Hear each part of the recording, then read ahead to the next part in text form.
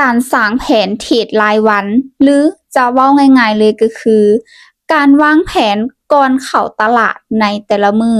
ทุกคนมีกันละบ่ตัวนี้เป็นสิ่งจำเป็นหลายเด้อทุกคนเด้อทีมงานถามกันเข้ามาหลายเลยเนาะว่า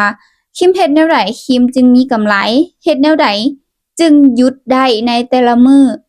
เดี๋ยวมื้อนี้คิมจะมาตอบให้ชัดเจนเลยทุกคนคิมจะยกเป็น4หัวข้อขึ้นมาให้ทุกคนฟังนำกันเดี๋ยวจะอธิบายแต่ละหัวข้อให้เข้าใจชัดเจนเลยมาเดี๋ยวเรามาฟังนำกันเลยนั่นก็คือ1จะเป็นการวางแผนตั้งเป้ากำไรที่ชัดเจนให้กับตนเองการตั้งเป้ากำไรที่ชัดเจนให้กับตนเองมีหยังแน่นั่นก็คือเป้ากำไรต่อมื้อจะเก็บเท่าใดแล้วเป้าเสียเด้จะเสียจากเปอร์เซ็นต์เนาะจะเสียจากเปอร์เซ็นต์ต่อมื้อกำไรนี่เก็บเพียงแต่ 10% ของต้นทุนหรือว่า 20% ของต้นทุนเนาะเป้าเสียก็เช่นเดียวกันเด้อทุกคนเด้อ2แม่นสังเกตวิเคราะห์ตลาดก่อนเนาะจึงเข้าเทรดทุกๆครั้งเลยเนาะว่าตลาดนี่จะเป็นเทรนแบบใดเนาะแนวโน้มบ่เนาะขาขึ้นขาลงนี่ก็คือแนวโน้มขาขึ้นขาลงเนาะแล้วสุดท้ายก็คือตลาดไซด์เวย์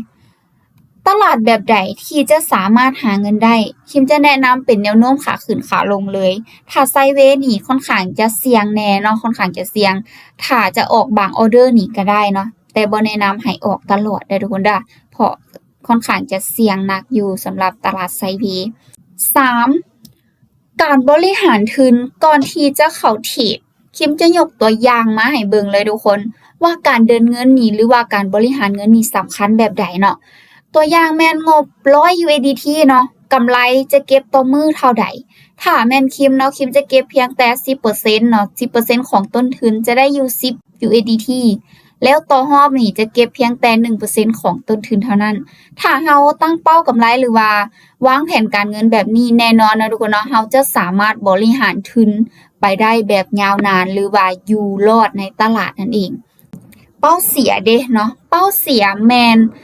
พลาดบ่เกิน5ออเดอร์คือหยุดทันทีเลยเนาะทุกคนเนาะถ้าจะเสียตีเป็นเงินเนาะจะเสียเพียงแต่20 USDT เท่านั้นทุกคนจะเสียเพียงแต่20 USDT การคูณเงินน่ะทุกคนรอบนึงคิมแนะนำให้คูณเงินเพียงแต่5ออเดอร์เท่านั้นถ้าเขาบ่ได้ฮอด5ออเดอร์ก็คือหยุดทันทีเนาะบ่แนะนำให้ไปต่อเลยหัวข้อที่4แม่นต้องมีวินัยให้กับตนเองเนาะและต้องใจเย็นเท่านั้นจึงจะเข้าตลาดแนะนำก็คือทุกคนบ่ควรที่จะใจร้อนเกินไปเนาะต้องมีวินัยให้กับตนเองเนาะตั้งเป้าได้เป้าเสียไว้ก็คือถ้าได้ตามเป้าก็คือหยุดเสียตามเป้าก็คือหยุดว่าง่ายๆก็คือต้องเฮ็ดตามแผนที่ตัวเองวางมา